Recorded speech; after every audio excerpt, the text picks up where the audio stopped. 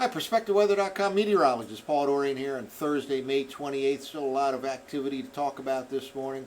First of all, we'll take a look at the tropical scene. I do believe there's still continue to be strong indications of a system, probably in the Gulf of Mexico, that could reach hurricane status, let's say about days 5 to 15, maybe anytime from late next week through the following week, and we're into the month of June at that time. And specifically wanted to monitor the Gulf of Mexico, maybe the southwestern part of the Atlantic around the Bahamas, all the way to the Caribbean. But really the Gulf of Mexico seems to be a potential area here late next week or into the second week of the month of June. Meantime, we have a tropical air mass all along the eastern seaboard. There will be occasional showers today, tonight, and tomorrow in the mid-Atlantic region, any one of which can produce some heavy downpours. And any thunderstorm that forms today, tonight, tomorrow can be on the strong side with some downpours as well. And certainly the highest threat for strong to severe thunderstorm activity is likely to be tomorrow afternoon and evening ahead of a strong cool front. That cool front will actually usher in quite a chilly air mass for this time of the year, arriving over the upcoming weekend and lasting into the early part of next week. Indeed, it looks like the month of June, which gets underway on Monday, will start off well below normal in the mid-Atlantic region and the northeast U.S., with temperatures probably in the upper 40s in many suburban locations on Monday morning to the north and west of the big cities. Here's a look at the current radar. First of all, lots of moisture continues to flow right along the Atlantic seaboard. We have the continuation of strong high pressure over the western Atlantic that's just pumping in moisture from the Gulf of Mexico, from the southwest Atlantic up the eastern seaboard. Very humid conditions, and that is one of the reasons why any shower or thunderstorm that forms today or tonight or tomorrow can contain some heavy downpours. This area right here of dark green and yellow over the eastern Ohio Valley, the western part of the mid-Atlantic region, represents the remains of what was briefly Tropical Storm Bertha. It came ashore over South Carolina, has moved to a northwest fashion, situated right there. Even from that position to the west of the I-95 corridor, it certainly indirectly helps to funnel some tropical moisture on the east side.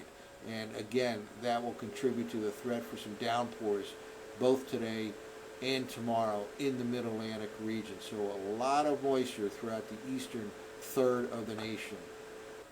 Well, in terms of the severe weather threat, this is the forecast map from NOAA for tomorrow. This is really specifically for Friday afternoon and evening in the mid-Atlantic region and the northeast U.S. And indeed, there's a chance of a strong to severe thunderstorm anytime today and even tonight in parts of the mid-Atlantic region, but most likely, if it were to occur, it would take place tomorrow afternoon and evening ahead of that strong cool front. Again, this threat extends from the D.C. area all the way up into interior New York State and northern New England. Probably the least likely area for a strong to severe thunderstorm will be right along the east coast on Friday, but again, much of the mid-Atlantic region will be under the gun for some strong to severe thunderstorms tomorrow afternoon and evening, and temperatures will be very warm, reaching the 80s in D.C., Philadelphia, and New York City. Well, before we take a look at the latest computer forecast model run from the operational version of the GFS, just wanted to go back to the MJO, the Madden-Julian Oscillation. Again, this is an index value that tracks a naturally occurring tropical disturbance that kind of rotates around the globe along the tropical regions, and depending on its particular phase, it can help determine what kind of a temperature and precipitation pattern we have here in the eastern part of the U.S., for example, or pretty much anywhere around the world. And it gives us an idea of the potential for tropical activity. This time of the year, when the MJO rotates through phases 1 and 2, right in this region right here, it usually results in an enhanced possibility for tropical activity in places like the Gulf of Mexico. And indeed, this particular forecast map shown in green is from the ensemble run of the GFS.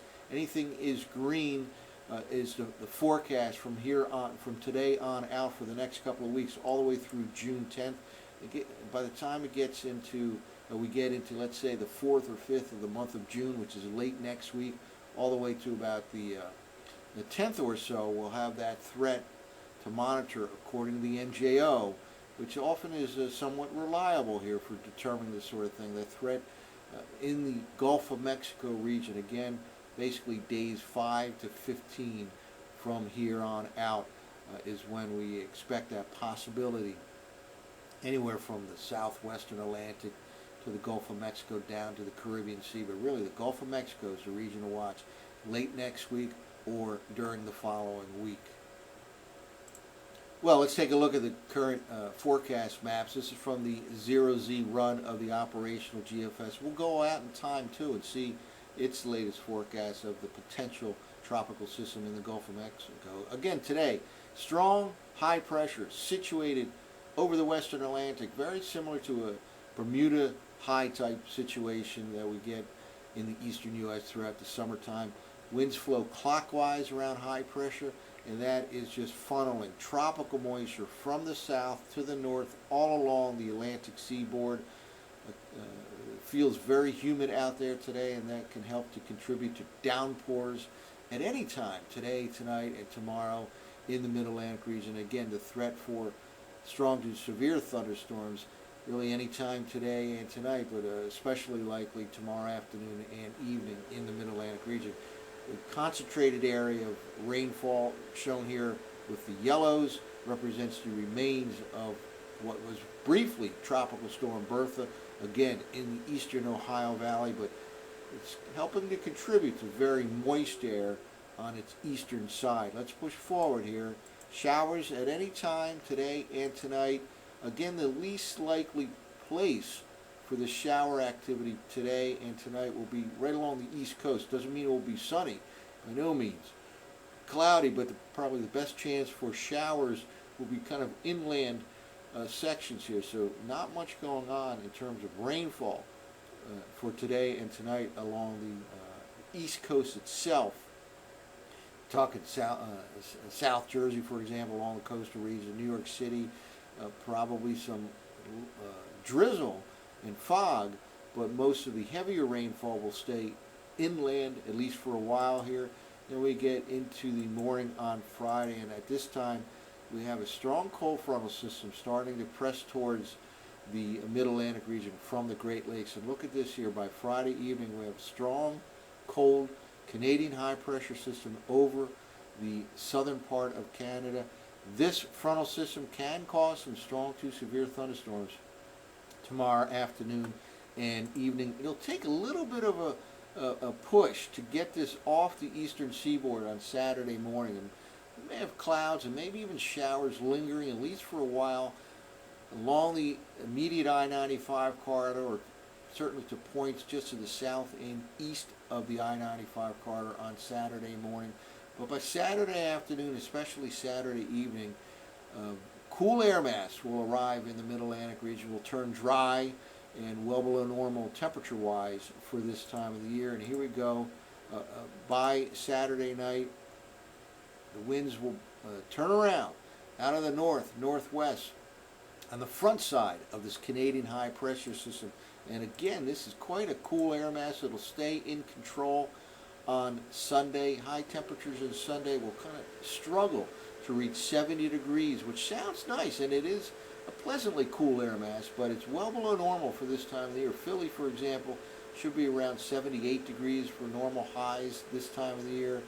DC maybe around 80 degrees. This high pressure system will sit right on top of the region, and by the time we get to Monday morning, the beginning of the month of June, temperatures are liable to be in the upper 40s in many suburban locations to the north and west of DC, Philadelphia, and New York City. Quite a chilly start to the month of June. Let's now quickly move forward through next week and watch the latest outlook in terms of the tropical activity by the GFS model run. Now here we are getting into later part of next week, and this is the area we'll begin to watch at the end of next week and certainly into the following week. And here we go. This is beginning signs. Again, this is just one model run here. The tropical system, in this particular case, between the Yucatan Peninsula and Cuba here.